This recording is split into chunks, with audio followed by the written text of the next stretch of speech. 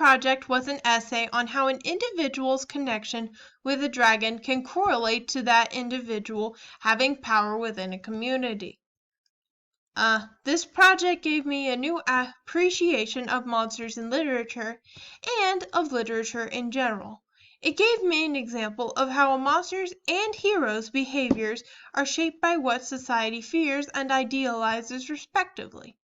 This can be used to support certain beliefs or reflect real-world anxieties and people's reactions to them through fictional means. This class has incited me to question why certain aspects of a character cause them to be portrayed in a certain way. The article, Why Modern Monsters Have Become Alien to Us, interested me in particular because it tells of how monsters from the latter decades of the 20th century have simplified the divide between good and evil by making the monsters more foreign and with less human emotion. This has made me wonder about portrayals of some monsters from more recent years, as I remember hearing that people were sympathetic towards Chucky from the 2018 remake of Child's Play, and that Pyramid Head from Silent Hill was created to reflect the worst aspects of James Sunderland, playing off the idea that the protagonist is the real horror. This article has also gotten me to question why monsters are starting to be portrayed as forces of good in children's entertainment. Films like How to Train Your Dragon and The Box Trolls have contained monsters that were just misunderstood by the societies in their respective films. Hotel Transylvania takes this idea further by putting us in the monster's shoes and showing us that they are just as scared of humans as we are of them. The critical thinking and communication skills that have been used to analyze and discuss media in this class can be applied to the real world. Communication can help people question the accuracy of what they are told from other people and to not accept the status quo.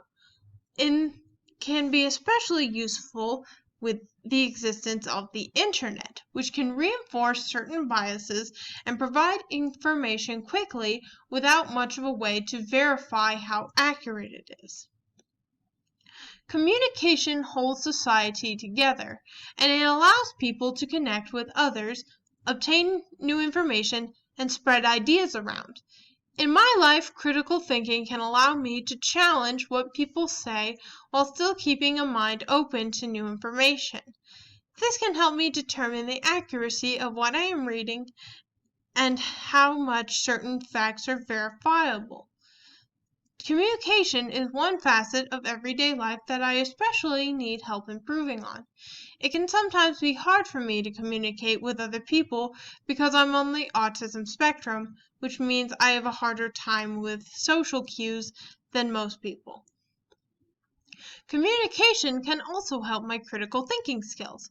I will often discuss information with my parents, and they can tell me their perspective on the information based on their experience.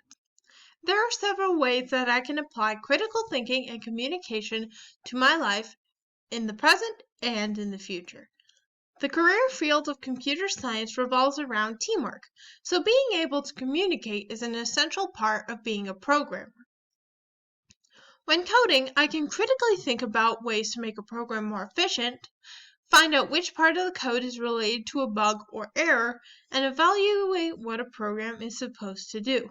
In school, I can communicate with my professors about issues with understanding assignments, and I can critically think about what I am told during lectures and in books. Questioning the information based on logic and experience, but still remaining open to new ideas. Personally, communication can help fuel my social life both inside and outside of the workplace. Critical thinking can allow me to think more deeply about articles that I read and what I hear from others before I share that information with my friends and family. It can also help me question the status quo both in